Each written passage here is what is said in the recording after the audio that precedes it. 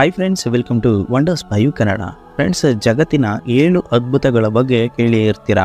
ಇವುಗಳೆಲ್ಲ ಪ್ರಕೃತಿಯಿಂದ ನೈಸರ್ಗಿಕವಾಗಿ ಬಂದದ್ದಲ್ಲ, ಬದಲಾಗಿ ಕಾಲಾನುಕ್ರಮ ಚರಿತ್ರೆಯಲ್ಲಿ ವಿಶಿಷ್ಟವಾಗಿ ಬಹಳ ವರ್ಷದಿಂದ ಉಳಿದು ಬಂದಿರುವ ಅದ್ಭುತಗಳು. ಇಂಥ ಅದ್ಭುತಗಳನ್ನು ಮಾನವ ಸೃಷ್ಟಿ ಮಾಡಿದ್ರೂ ಬಹಳ ವರ್ಷದಿಂದ ಅದ್ಭುತವಾಗಿ ಉಳಿದಿವೆ. ಸ್ನೇಹಿತರೆ, ಈ ವಿಡಿಯೋದಲ್ಲಿ ಅಂಥ ಪ್ರಪಂಚದ ವಿಶಿಷ್ಟವಾದ ಚರಿತ್ರೆಯಲ್ಲೇ ಅದ್ಭುತವೆಂದು ಖ್ಯಾತಿಯಾಗಿರುವ 7 ಅದ್ಭುತಗಳ ಬಗ್ಗೆ ಈ ವಿಡಿಯೋದಲ್ಲಿ ತಿಳಿದುಕೊಳ್ಳೋಣ. ಹಾಗೆ ಇವುಗಳೇ ಯಾಕೆ ಈ ಅದ್ಭುತಗಳ ಪಟ್ಟಿಯಲ್ಲಿ ಸೇರಿಕೊಂಡವು ಎಂಬುದನ್ನು ಡೀಟೇಲ್ ಆಗಿ ತಿಳಿದುಕೊಳ್ಳೋಣ. ಸ್ನೇಹಿತರೆ, ಈ ವಿಡಿಯೋ ಶುರು ಮಾಡೋದಕ್ಕಿಂತ ಮುಂಚೆ ನೀವಿನ್ನೂ ಕೂಡ ನಮ್ಮ ಚಾನಲ್ಗೆ ಸಬ್ಸ್ಕ್ರೈಬ್ ಆಗಿಲ್ಲ ಅಂದರೆ ಈ ಕೂಡಲೇ ಕೆಳಗಡೆ ಕಾಣುವ ರೆಡ್ ಬಟನ್ ಮೇಲೆ ಕ್ಲಿಕ್ ಮಾಡಿ ಸಬ್ಸ್ಕ್ರೈಬ್ ಮಾಡ್ಕೊಳ್ಳಿ.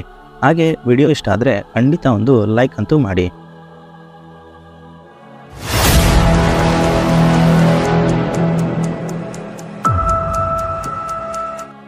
ಸ್ನೇಹಿತರೆ, ಈಗ ನಾವು ಯಾವ ಸುಂದರ ಸ್ಮಾರಕಗಳನ್ನು 7 ಅದ್ಭುತಗಳು ಅಂತ ಕರೀತಾ ಇದ್ದೀವೋ ಇವುಗಳನ್ನು 2007 ಜುಲೈ 7ರಂದು ಜಾಗತಿಕ ಸರ್ವೆ ಮಾಡಿ ಜನರ ವೋಟ್ ಮೇಲೆ ನಿರ್ಧರಿಸಿ ಇವುಗಳನ್ನು ವಿಶ್ವದ 7 ಅದ್ಭುತಗಳೆಂದು ವರ್ಗೀಕರಣ ಮಾಡಲಾಯಿತು.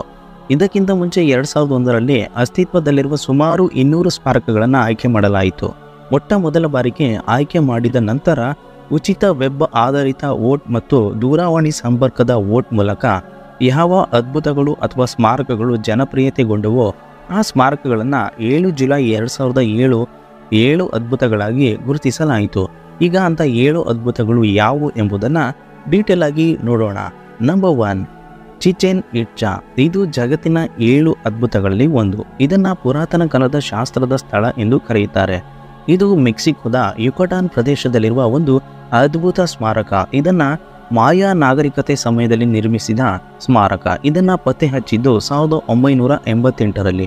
ಆದರೆ ಇದನ್ನು ಕ್ರಿಸ್ತಶಕ 600 ಮತ್ತು 900ರ ಸಮಯದಲ್ಲಿ ನಿರ್ಮಿಸಲಾದ ಒಂದು ಕ್ಲಾಸಿಕ್ ಟರ್ಮಿನಲ್ ಎಂದು ಹೇಳಲಾಗಿದೆ. ಈ ಅದ್ಭುತವು ಮೆಕ್ಸಿಕೋದಲ್ಲಿ ಕಂಡುಬರುವ ಶೈಲಿಗಳನ್ನು ತೋರಿಸುತ್ತದೆ. ನೋಡುವುದಕ್ಕೆ ಪಿರಮಿಡ್ ರೀತಿ ಕಾಣುತ್ತದೆ. ಇದನ್ನು ನಿರ್ಮಿಸಲು ಕಾರಣ ಆಕ್ರಮಣಕಾರರ ದಾಳಿಯಿಂದ ರಕ್ಷಿಸಿಕೊಳ್ಳಲು 10ನೇ ಶತಮಾನದಲ್ಲಿ ರಾಜಧಾನಿಯಾದ ಯುಕಟಾನ್ ಸಾಮ್ರಾಜ್ಯದಲ್ಲಿ ನಿರ್ಮಿಸಲಾಗಿದೆ. ಈ ನಿರ್ಮಾಣ ಅಲ್ಲಿನ ದಟ್ಟ ಅರಣ್ಯಗಳ ಮಧ್ಯದಲ್ಲಿದೆ. ಇದು ಪ್ರಾಚೀನ ಕಾಲದಲ್ಲಿ ನಿರ್ಮಿತವಾದ ಮಾಯಾ ನಾಗರಿಕ ಜನರಿಗೆ ಒಂದು ದೇವಾಲಯ. ಇದನ್ನು ಕುಕುಲ್ಕನ್ ದೇವಾಲಯ ಎಂದು ಕರೆಯುತ್ತಾರೆ. ಸುತ್ತ ಕೋಟೆ ಹಾಗೂ ಟರ್ಮಿನಲ್ ರೀತಿ ನಿರ್ಮಿಸಿ ಮಧ್ಯೆ ಇದನ್ನು ನಿರ್ಮಿಸಲಾಗಿದೆ. ಇದು 100 ಮೀಟರ್ ಎತ್ತರವಾಗಿದೆ. ಹಾಗೆ ಇದರ ಅಗಲವು ಕೂಡ ತುಂಬಾ ದೊಡ್ಡದಾಗಿದೆ. ಹಾಗೆ ಇದರಲ್ಲಿ 365 ಮೆಟ್ಟಿಲುಗಳಿದ್ದು ವರ್ಷಕ್ಕೆ ಸಂಬಂಧಿಸಿದಂತೆ ಒಂದೊಂದು ಮೆಟ್ಟಿಲು ಒಂದೊಂದು ದಿನವನ್ನು ಸೂಚಿಸುತ್ತದೆ. ಹಾಗೆ ಇದನ್ನು ಮೆಸೋ ಅಮೇರಿಕನ್ ಸ್ಟೆಪ್ ಪಿರಮಿಡ್ ಅಂತಲೂ ಕೂಡ ಕರೆಯುತ್ತಾರೆ. Number 2, Christ the redeemer statue.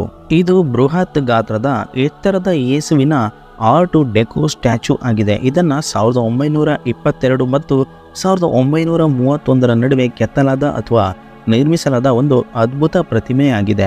ಇದು ಸುಮಾರು 28 ಮೀಟರ್ ಅಗಲ, 30 ಮೀಟರ್ ಎತ್ತರವಿದೆ. ಇದು ಬ್ರೆಜಿಲ್ನ ಕೋರ್ಕೋವಾಡೋ ಬೆಟ್ಟ ಗುಡ್ಡಗಳ ಮಧ್ಯೆ ಇರುವ ಏಕೈಕ ಎತ್ತರದ ಸ್ಟ್ಯಾಚ್ಯೂ. ಇದು ಬೆಟ್ಟದ ಮೇಲಿಂದ ಎತ್ತರದಲ್ಲಿರುವ ಈ ಸ್ಟ್ಯಾಚ್ಯೂ ಅದೆಷ್ಟೋ ಕಿಲೋಮೀಟರ್ಗಳವರೆಗೂ ಈ ಸ್ಟ್ಯಾಚ್ಯೂ ಕಾಣುತ್ತದೆ. ಇದನ್ನು ನಿರ್ಮಿಸಲು ಬಹಳ ವರ್ಷಗಳಿಂದ ಪ್ಲಾನ್ ಮಾಡಿ ಇದರ ನಿರ್ಮಾಣಕ್ಕೆ ಉಕ್ಕು, ಸ್ಟೀಲ್ ಹಾಗೂ ಸೋಪ್ ಸ್ಟೋನ್ಗಳನ್ನು ಬಳಸಿ ನಿರ್ಮಿಸಲಾಗಿದೆ. ಹಾಗೆ ವಿಶೇಷ ರಾಸಾಯನಿಕ ಲೇಪನ ಬಳಸಿ ಇದರ ಹೊರಕವಚವನ್ನು ನಿರ್ಮಿಸಿದ್ದಾರೆ.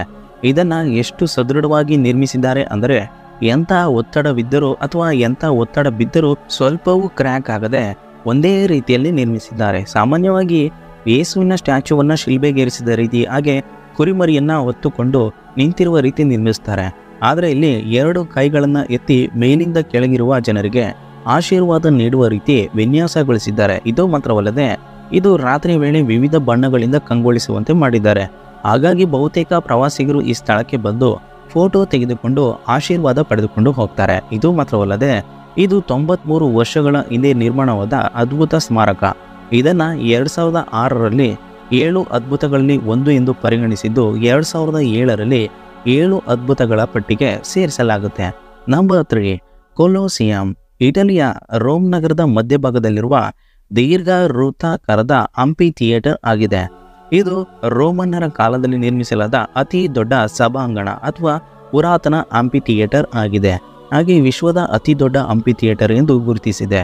ಇದನ್ನು ಕ್ರಿಸ್ತಶಕ 70-80ನೇ ವರ್ಷಗಳಲ್ಲಿ ನಿರ್ಮಿಸಲಾಗಿದೆ. ಇಂದಿಗೆ 1944 ವರ್ಷಗಳು ಕಳೆದಿವೆ. ಹಾಗೆ ಇದರ ವಿನ್ಯಾಸದ ಬಗ್ಗೆ ನೋಡೋದಾದ್ರೆ ಸುಣ್ಣದ ಕಲ್ಲು ಹಾಗೆ ಟಫ್ ಆದ ಜ್ವಾಲಾಮುಖಿಯ ಬಂಡೆ ಮತ್ತು ಇಟ್ಟಿಗೆ ಮುಖದ ಕಾಂಕ್ರೀಟ್ನಿಂದ ನಿರ್ಮಿಸಲಾಗಿದೆ. ಇದನ್ನ ಆಗಿನ ಕಾಲದಲ್ಲೇ ಗ್ಲಾಡಿಯೇಟೋರಿಯಲ್ ಸ್ಪರ್ಧೆಗಳು, ಪ್ರಾಣಿಗಳ ಬೇಟೆ ಹಾಗೂ ಯಾರಾದರೂ ತಪ್ಪು ಮಾಡಿದರೆ ಆಗ ಅವರನ್ನ ಸಾರ್ವಜನಿಕರ ಸಮ್ಮುಖದಲ್ಲಿ ಈ ಸ್ಥಳಗಳಲ್ಲಿ ಮರಣದಂಡನೆಯನ್ನ ನೀಡ್ತಾ ಇದ್ರು. ಹಾಗೆ ಕೆಲವು ನಾಟಕಗಳ ಪ್ರದರ್ಶನ ಹಾಗೂ ಮನರಂಜನೆಗಾಗಿ ಇದನ್ನ ಬಳಸಲಾಗುತ್ತಿತ್ತು. ಇಂತಹ ಚಿತ್ರಣಗಳನ್ನು ನಾವು ಇತಿಹಾಸದ ಆಧಾರಿತ ಸಿನಿಮಾಗಳಲ್ಲಿ, ಫೈಟಿಂಗ್ ಹಾಗೂ ಶಿಕ್ಷೆ ನೀಡುವ ಚಿತ್ರಗಳಲ್ಲಿ ಈ ರೀತಿಯಾದ ಹಂಪಿ ಥಿಯೇಟರ್ನಲ್ಲಿ ಸಾರ್ವಜನಿಕರು ಕೂತುಕೊಂಡು ವೀಕ್ಷಣೆ ಮಾಡುತ್ತಿರುವುದನ್ನು ನೋಡಿರ್ತೇವೆ. ಇಲ್ಲಿ ಸರಾಸರಿ ಈ ಜಾಗದಲ್ಲಿ 50,000ದಿಂದ 80,000 ಪ್ರೇಕ್ಷಕರನ್ನ ಹಿಡಿದಿಟ್ಟುಕೊಳ್ಳುವ ಅಥವಾ ನಿಲ್ಲಿಸಬಹುದಾದ ಒಂದು ಉಲ್ಲೇಖ ಇದೆ. ಇದರ ಚಿತ್ರಣ 5 ಯೂರೋ ಸೆಂಟ್ ನಾಣ್ಯದ ಮೇಲೆ ಚಿತ್ರಿಸಲಾಗಿದೆ. ಹಾಗೆ ಇಲ್ಲಿ ಶುಭ ಶುಕ್ರವಾರದಂದು ಕ್ಯಾಥೋಲಿಕ್ ಚರ್ಚ್ನವರು ವೇ ಆಫ್ ದಿ ಕ್ರಾಸ್ ಮೆರವಣಿಗೆಯನ್ನ ಈ ಕೊಲೋಸಿಯಂ ಸುತ್ತಮುತ್ತಲಿನ ಪ್ರದೇಶದಲ್ಲಿ ಪ್ರಾರಂಭಿಸುತ್ತಾರೆ. ಹಾಗೆ ಇದು ಪೂರ್ತಿ ಚಿತ್ರಣ ಇದು ನಿಂತಿರುವವರೆಗೂ ರೋಮ್ ಸಾಮ್ರಾಜ್ಯ ನಿಲ್ಲುತ್ತದೆ, ಹಾಗೆ ಇದು ಯಾವಾಗ ಬೀಳುತ್ತದೋ ಆಗ ರೋಮ್ ಸಾಮ್ರಾಜ್ಯ ಬೀಳುತ್ತದೆ ಎಂದು ಉಲ್ಲೇಖಿಸಿದ್ದಾರೆ.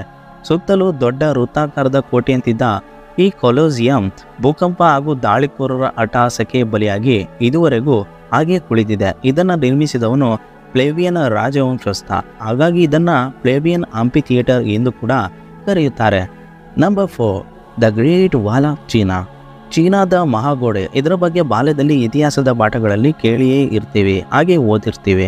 ಇದು ಮಾನವ ನಿರ್ಮಿತವಾದ ಅತಿ ದೊಡ್ಡ ಎತ್ತರವಾದ ಹಾಗೂ ಉದ್ದವಾದ ಗೋಡೆ. ಹಾಗೆ ಇದರ ನಿರ್ಮಾಣಕ್ಕೆ 10 ಲಕ್ಷ ಕಾರ್ಮಿಕರ ಬಳಕೆಯಾಗಿದೆ ಎನ್ನಲಾಗಿದೆ. ಇದರ ನಿರ್ಮಾಣ ಸಮಯದಲ್ಲಿ ಅದೆಷ್ಟೋ ಕಾರ್ಮಿಕರು ಸತ್ತಿದ್ದಾರೆ. ಹಾಗಾಗಿ ಇದನ್ನ ಒಂದು ಸ್ಮಶಾನ ಎಂದು ಕೂಡ ಪ್ರತಿಬಿಂಬಿಸಿದ್ದಾರೆ. ಇದನ್ನ ಮೊದಲು ಚೀನಾವನ್ನ ಮಂಗೋಲಿಯರ ದಾಳಿಯಿಂದ ರಕ್ಷಿಸಿಕೊಳ್ಳಲು ನಿರ್ಮಿಸಲಾಗುತ್ತೆ. ಇದು ಕ್ರಿಸ್ತ ಶಕ 7ನೇ ಶತಮಾನದಲ್ಲಿ ನಿರ್ಮಾಣವಾದ ಮಹಾಗೋಡೆ. ಮೊದಲು ಚೀನಾದ ಸಾಮ್ರಾಜ್ಯವನ್ನ ನುಸುಳುಕೋರರು ಹಾಗೂ ದಾಳಿಕೋರರಿಂದ ರಕ್ಷಿಸಲು ಅಲ್ಲಿನ ರಾಜರು ನಿರ್ಮಿಸಿಕೊಂಡಿದ್ರು. ನಂತರ ಮಿಂಗ್ ರಾಜವಂಶಸ್ಥರು ಇದನ್ನ ಬೃಹತ್ ದೊಡ್ಡದಾಗಿ ಕ್ರಿಸ್ತ ಶಕ 1368ರಿಂದ 1644 ಅವಧಿಯಲ್ಲಿ ಕಾಲಾನುಕ್ರಮ ನಿರ್ಮಿಸಲಾಯಿತು. ಹಾಗೆ ಇದು ಯುನೆಸ್ಕೋ ಪಟ್ಟಿಯಲ್ಲಿ ಕೂಡ ಸೇರಿಕೊಂಡಿದೆ. ಹಾಗೆ ಇದರ ವಿಸ್ತೀರ್ಣ ನೋಡೋದಾದರೆ 21,196.18 ಕಿಲೋಮೀಟರ್ವರೆಗೆ ಈ ಗ್ರೇಟ್ ವಾಲ್ ವ್ಯಾಪಿಸಿದೆ. ಹಾಗೆ ಇದು ಅಂತರಿಕ್ಷದಿಂದ ಸ್ಪಷ್ಟವಾಗಿ ಕಾಣುತ್ತೆ ಅಂತ ಹೇಳ್ತಾರೆ. ಆದರೆ ಇದೆಲ್ಲ ತಪ್ಪು ಊಹೆ. ಆಕಾಶದ ಎತ್ತರಕ್ಕೆ ಹೋದಂತೆ ಭೂಮಿ ಪೂರ್ತಿ ದುಂಡಾಗಿ ಕಾಣುತ್ತದೆ ಹೊರತು ಅಲ್ಲಿನ ಯಾವುದೇ ಎತ್ತರದ ಪ್ರತಿಮೆಗಳು, ಗೋಡೆಗಳು ಅಥವಾ ವಸ್ತುಗಳು ಕಾಣುವುದಿಲ್ಲ. ಇದು ಈ ನಿರ್ಮಾಣಕ್ಕೆ ಅಥವಾ ಅದ್ಭುತಕ್ಕೆ ಊಹೆಗೆ ಸಿಲುಕಿದ ಮಾತಾಗಿದೆ. ಇನ್ನು ಈ ಮಹಾಗೋಡೆ ತನ್ನ ಅಗಾಧವಾದ ರಚನೆಯಿಂದಾಗಿ ಇಲ್ಲಿಗೆ ಇದನ್ನ ವೀಕ್ಷಿಸಲು ಪ್ರವಾಸಿಗರು ಓಡೋಡಿ ಬರ್ತಾರೆ. ಇಲ್ಲಿ ಈ ಗೋಡೆಯ ನಿರ್ಮಾಣಕ್ಕೆ ಇದು ಅದ್ಭುತವಾಗಿದ್ದು ಜಗತ್ತಿನ 7 ಅದ್ಭುತಗಳಲ್ಲಿ ಒಂದಾಗಿ ಸೇರಿಕೊಂಡಿದೆ.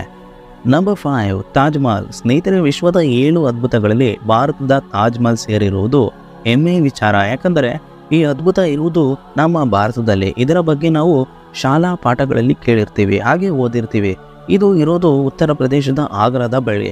ಇದು 42 ಎಕರೆ ಪ್ರದೇಶದ ಅಂಗಳಗಳಲ್ಲಿ ನಿರ್ಮಿಸಲಾದ ಅದ್ಭುತವಾಗಿದೆ. ಇದನ್ನ ಮೊಘಲ್ ಚಕ್ರವರ್ತಿ ಶಹಜಾನ್ 1628 ಹಾಗೂ 1658 ಅವಧಿಯಲ್ಲಿ ತನ್ನ ಪ್ರೀತಿಯ ಪತ್ನಿ ಮುಮ್ತಾಜ್ ಮಹಲ್ ಸಮಾಧಿಯನ್ನು ಇರಿಸಲು ಕಟ್ಟಲಾದ ಒಂದು ಮಹಲ್ ಆಗಿದೆ. ಇದರ ಎತ್ತರ 73 ಮೀಟರ್ ಇದೆ. ಹಾಗೆ ಈ ಕಟ್ಟಡದ ಶೈಲಿ ಇರುವುದು ಇಂಡೋ ಇಸ್ಲಾಮಿಕ್ ಮೊಘಲ್ ವಾಸ್ತುಶಿಲ್ಪದ ವಿನ್ಯಾಸ ಹಾಗೂ ಚಿಹ್ನೆಗಳ ಬಳಕೆಯೊಂದಿಗೆ ನಿರ್ಮಿಸಲಾಗಿದೆ. 1983ರಲ್ಲಿ ಈ ಅದ್ಭುತವು ಯುನೆಸ್ಕೋದ ವಿಶ್ವ ಪಾರಂಪರ್ಯ ತಾಣದ ಪಟ್ಟಿಗೆ ಸೇರಿಸಲಾಗುತ್ತೆ.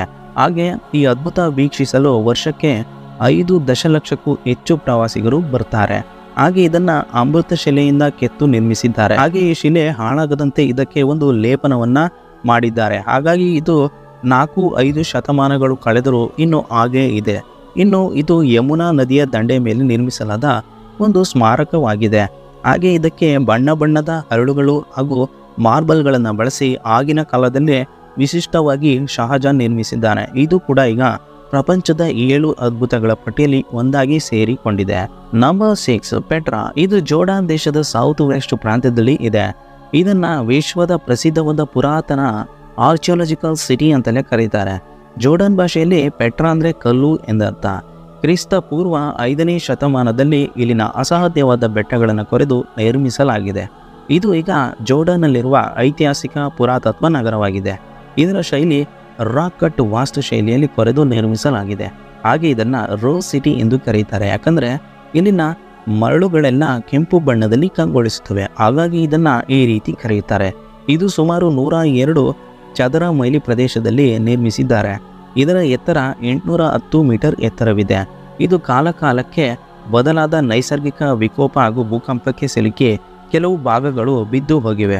ಹಾಗೆ ಇದು ವಿಶ್ವದ ಅದ್ಭುತಗಳಲ್ಲಿ ಒಂದಾಗಿದ್ದು ಯುನೆಸ್ಕೋದ ವರ್ಲ್ಡ್ ಹೆರಿಟೇಜ್ ಸೆಂಟರ್ನಲ್ಲಿ ಸ್ಥಾನ ಗಿಟ್ಟಿಸಿಕೊಂಡಿದೆ. Number 7, ಮಾಚು pitch. ಇದೊಂದು ಪುರಾತನ ಶಿಖರವಾಗಿದೆ.